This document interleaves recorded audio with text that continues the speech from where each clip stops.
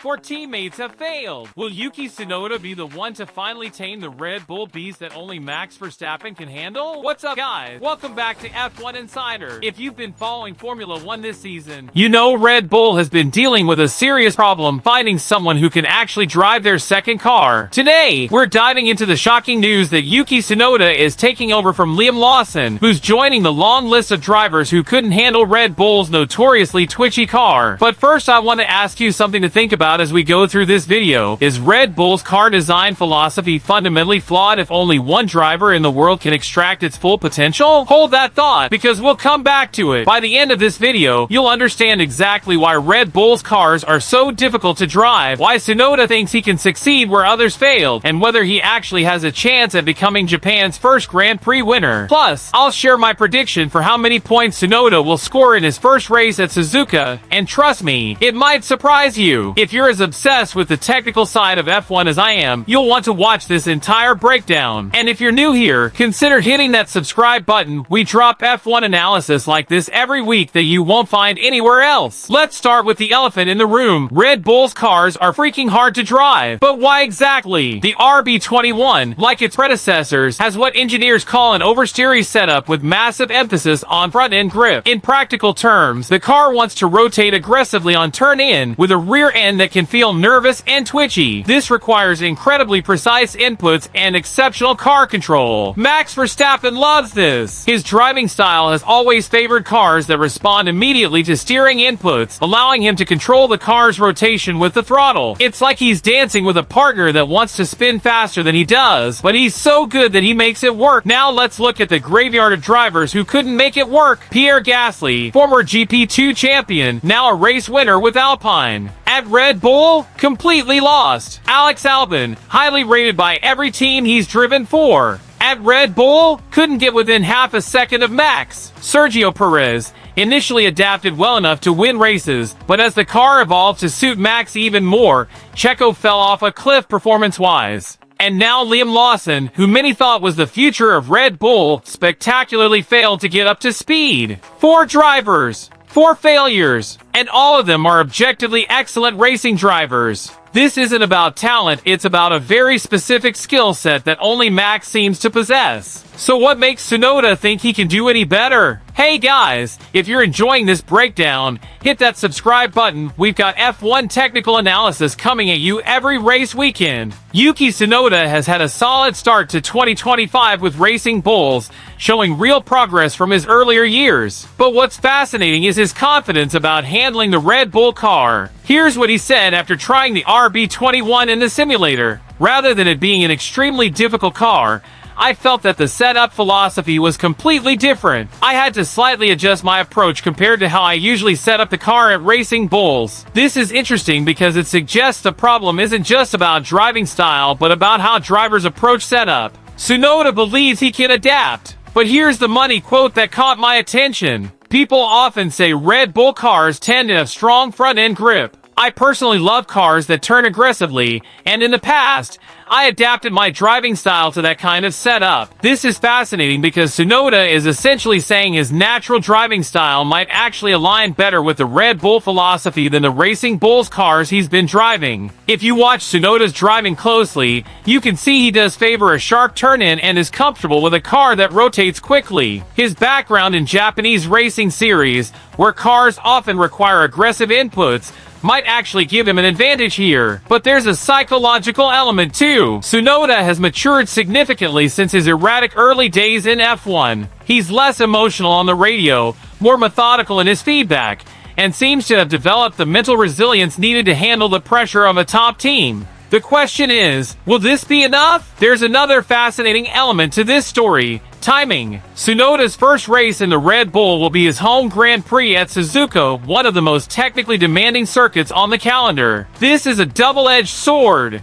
On one hand, the pressure will be immense. Japanese fans will be expecting miracles from their first driver in a top team since Kamui Kobayashi. The media attention will be unlike anything Tsunoda has experienced before. On the other hand, Suzuka's flowing nature might actually play to the strengths of the Red Bull car. The high-speed direction changes require exactly the kind of responsive front end that the RB21 offers. If Tsunoda can get comfortable quickly, this could be the perfect venue to showcase his ability. Looking at last year's data, Red Bull was particularly strong in the first sector with its high-speed S-curves. If Tsunoda can nail these sections, he could build the confidence needed for the rest of the weekend. Tsunoda himself seems to be setting realistic expectations. The key will be how well I can understand the car and maximize its performance within the limited time of FP1. Heading into the Japanese Grand Prix, my goal is to reach Q3 and secure a top 10 finish. A Q3 appearance and points finish would be considered a solid debut,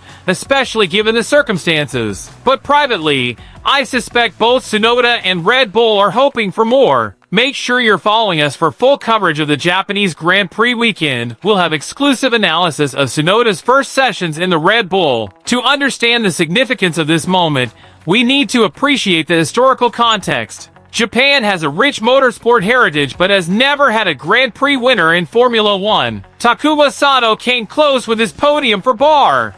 Kamui Kobayashi thrilled fans with his aggressive overtaking, but neither had the machinery to fight for victories consistently. Tsunoda represents Japan's best chance yet. At 25 years old, he's entering his prime, and now has championship-winning equipment underneath him. This is also huge for Honda. Though they officially left F1, their technical partnership with Red Bull continues. Having a Japanese driver in a Honda-powered Red Bull creates a perfect narrative, especially at Suzuka, Honda's own circuit. There's precedent for Red Bull making bold driver decisions mid-season. Daniel Ricciardo famously replaced Daniil Kvyat in 2016 and immediately won his first race for the team in Spain. Max Verstappen himself was promoted mid-season and also won his first race. Could lightning strike a third time? It's a long shot, but if there's any team that can make such a dramatic move work, it's Red Bull. The dynamic between Tsunoda and Verstappen will be fascinating to watch. They seem to have a decent relationship, with Max often praising Yuki's raw pace. But that relationship will change now that they're direct teammates. Unlike the comparatively reserved Lawson, Tsunoda's fiery personality might actually help him stand up to the pressure of being Verstappen's teammate. Sometimes you need that edge to survive in the Red Bull pressure cooker. This driver switch raises bigger questions about Red Bull's car philosophy. Adrian Newey's designs have always favored responsive front ends that reward precision and aggression. This approach has delivered multiple championships, but at what cost? If only one driver in the world can extract the full potential from your car, you're essentially fighting with one hand tied behind your back in the Constructors' Championship. This year, despite Verstappen's dominance, Red Bull is under serious pressure in the Constructors' Championship. McLaren and Ferrari have two drivers consistently scoring points. Tsunoda's success or failure could force Red Bull to reevaluate their fundamental approach to car design. If he can perform, it validates their philosophy. If he struggles like his predecessors, even the mighty Red Bull might need to consider a different direction for 2026. With massive regulation changes coming in 2026,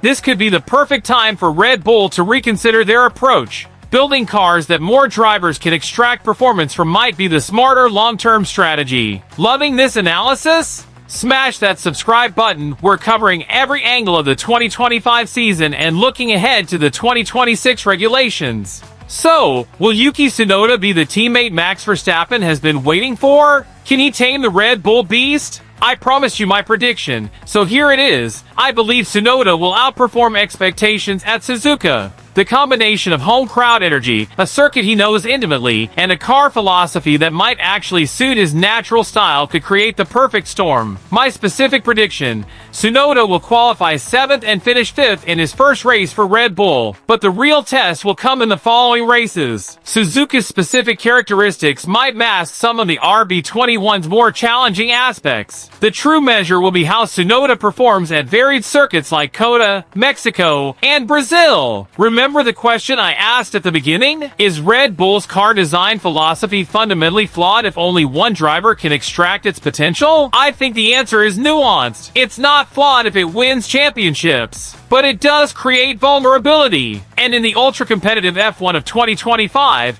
that vulnerability could cost them the Constructors' title. Tsunoda has a golden opportunity to prove that Red Bull's approach can work for more than just the generational talent of Max Verstappen. If he succeeds, he could change the trajectory of his career and possibly make history as Japan's first Grand Prix winner. What do you think? Can Yuki succeed where Gasly, Albon, Perez, and Lawson failed? Drop your predictions in the comments below. If you enjoyed this breakdown, you know what to do. Smash that subscribe button and hit the notification bell so you don't miss our exclusive coverage of Tsunoda's first weekend with Red Bull at Suzuka. And check out our previous video breaking down the technical challenges of the Suzuka circuit right here. See you in the next one!